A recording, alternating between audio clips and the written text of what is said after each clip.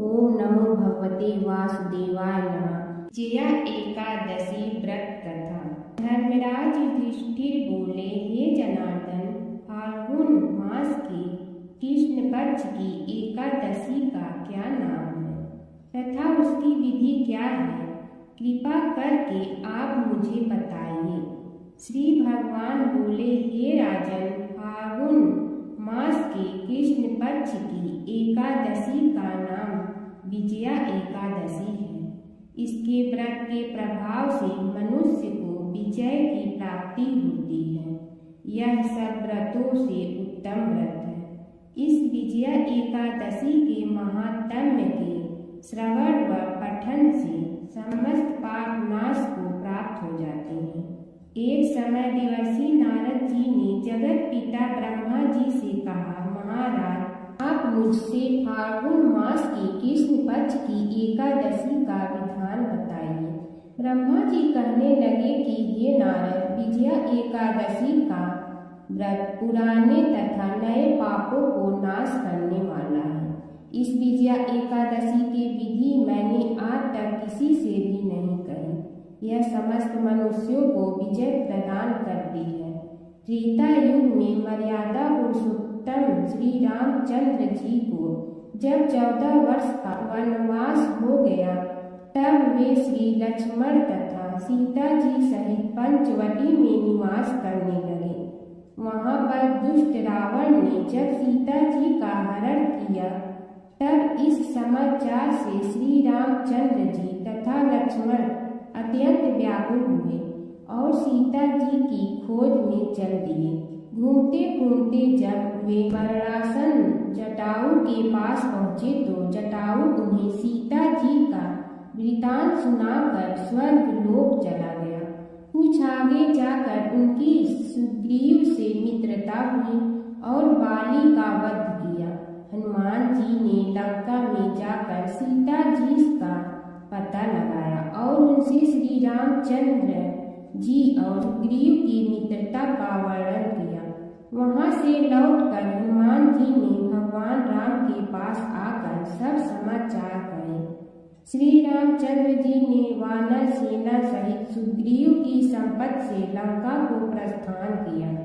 जब श्री रामचंद्र जी समुद्र से किनारे पहुँचे, तब उन्होंने मगरमच्छ आदि से युक्त उस अगाध समुद्र को देखकर लक्ष्मण जी से कहा कि इस समुद्र को हम किस प्रकार से पार करेंगे।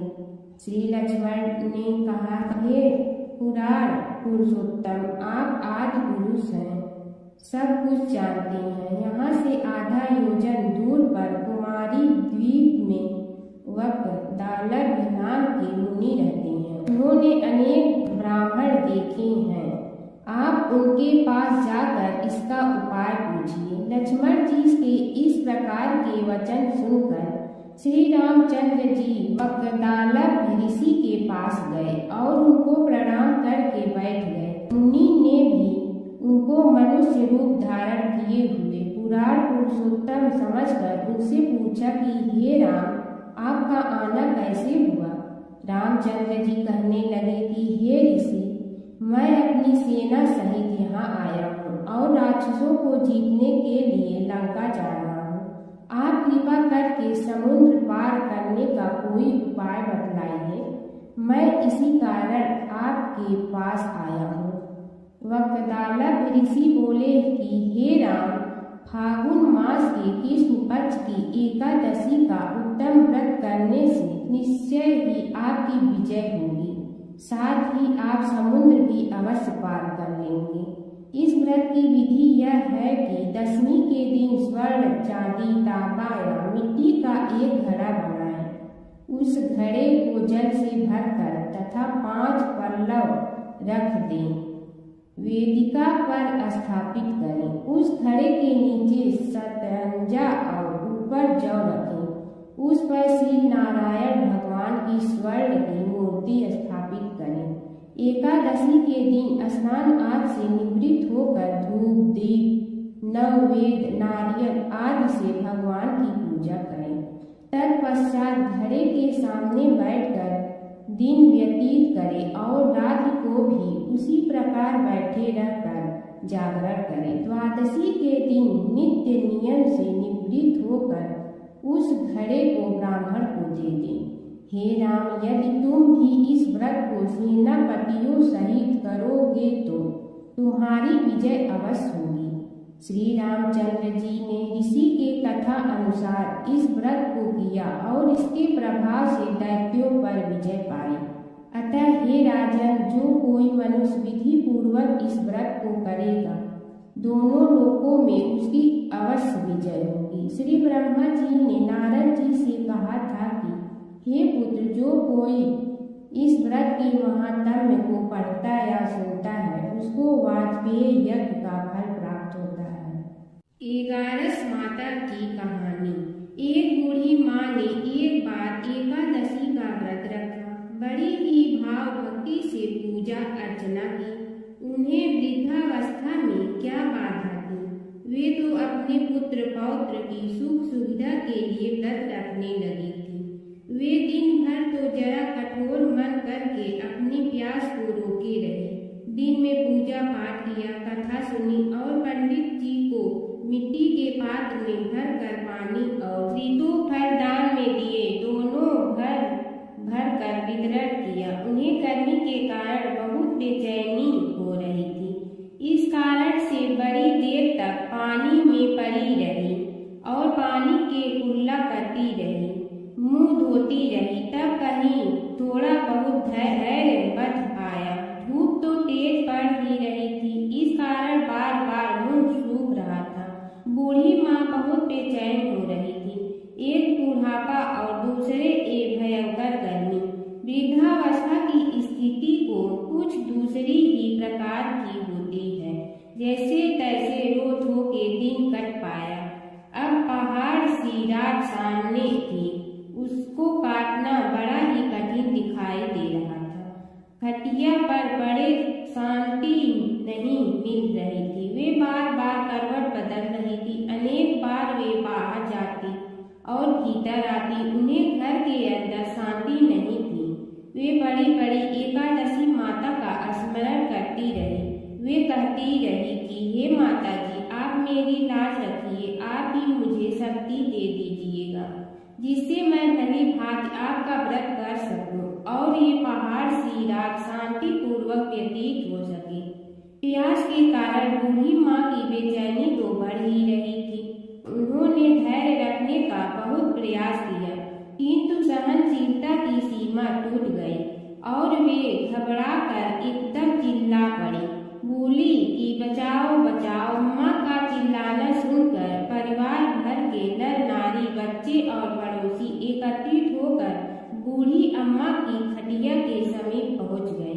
सबने पूछा कि अम्मा जी, आपको क्या हो गया है?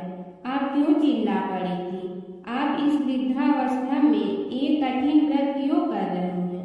अम्मा जी, शक्ति से ही भक्ति होती है। थोड़ी ही देर में वे फिर से बोली कि अरे, हमारे तो प्राण ही निकलने जा रहे हैं। मेरी छाती पर ठंडे पानी का घड़ा रख दीजिए। नातियों ने दादी की छाती पर ठंडे पानी का पात्र रख दिया। तब कहीं उन्हें थोड़ा बहुत आराम मिला और थोड़ी देर के लिए उन्होंने अपनी आंखें बंद कर ली। एकादशी माता ने सोचा कि ये बूढ़ी अम्मा है तो बहुत कठोर, जरा जाकर उसकी परीक्षा लेना चाहिए। वे आधी रात को मुर्गा बनकर टेर लगाने लगी। मुर्गा की आवाज सुनकर दादी जल्दी से उठी और बाहर जाकर आसमान की ओर देखा, किंतु आसमान में कहीं उन्हें प्रातःकालीन तारा नहीं दिखाई दिया। वे सोचने लगी कि ये मुर्गा क्यों और कैसे बोल गया है।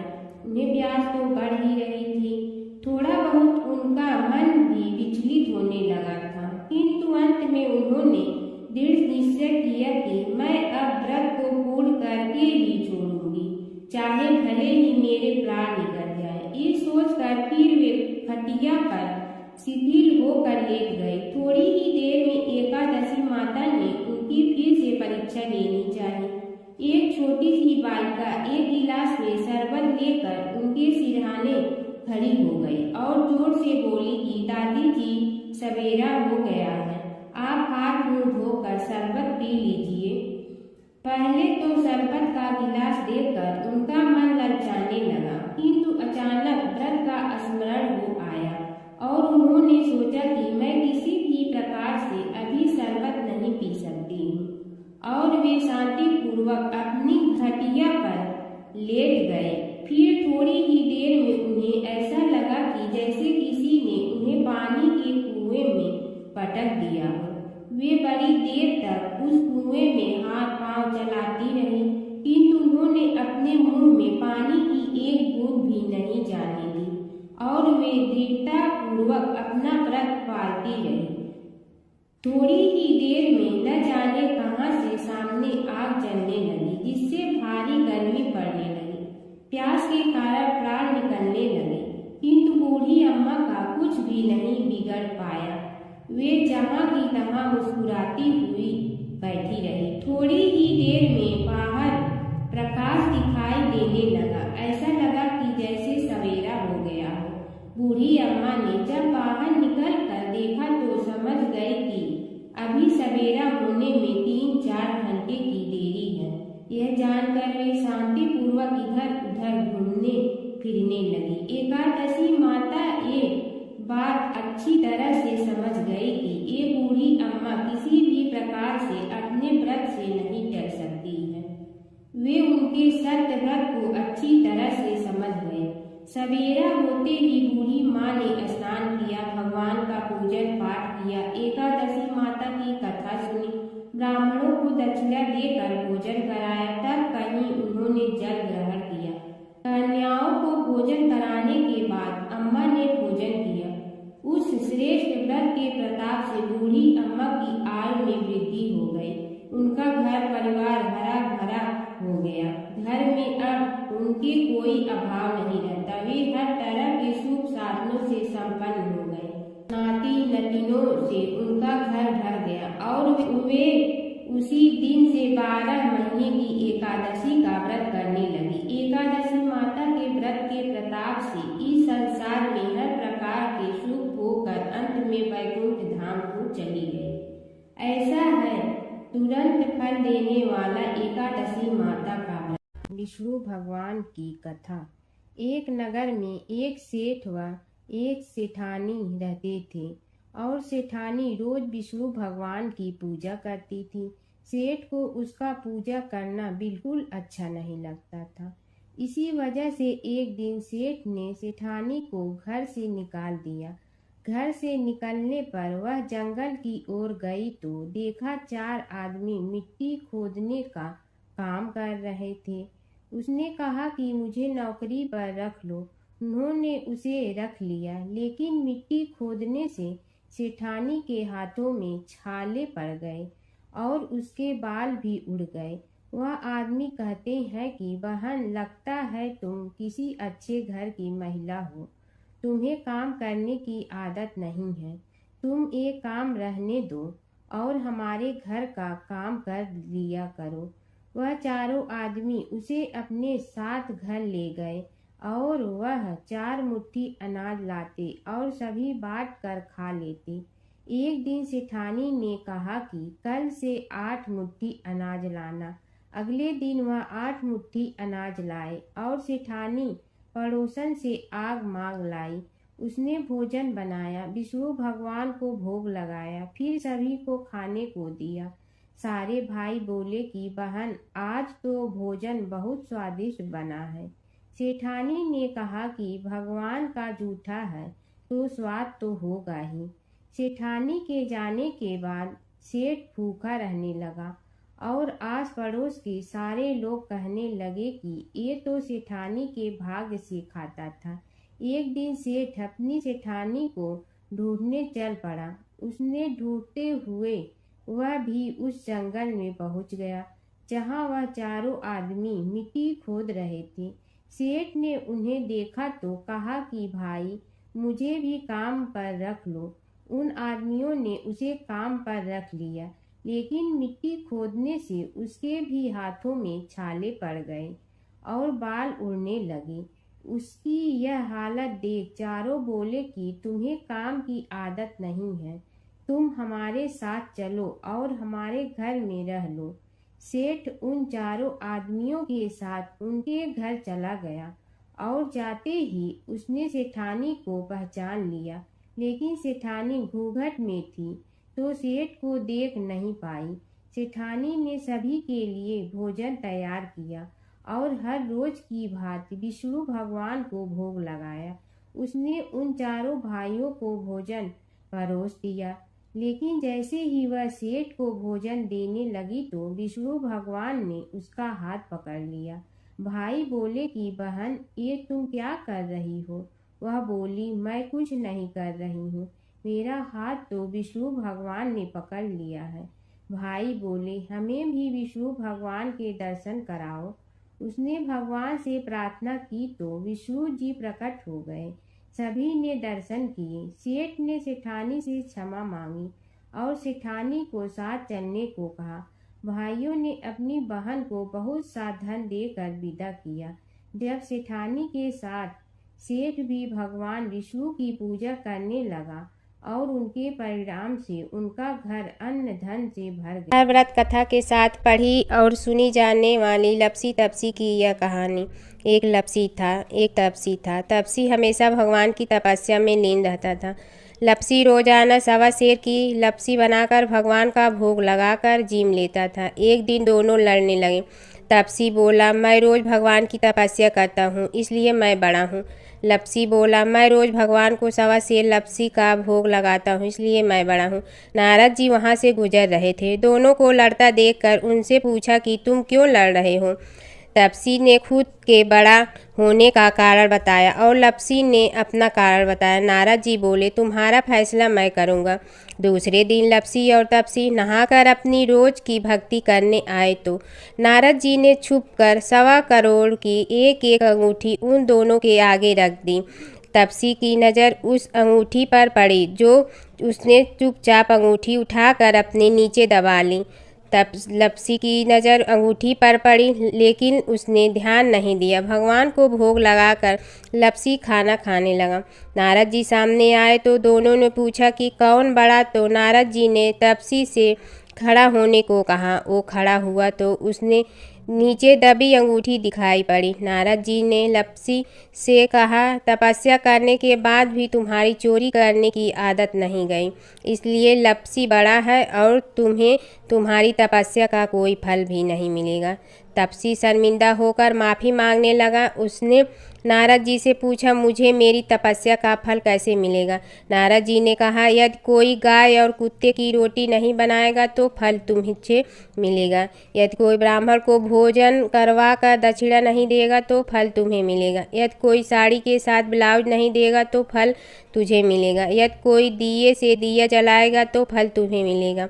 यदि कोई सारी कहानी सुने लेकिन तुम्हारी कहानी नहीं सुने तो फल तुझे मिलेगा। उसी दिन से हर व्रत कथा कहानी के साथ लपसी तपसी की कहानी भी सुनी और कही जाती है।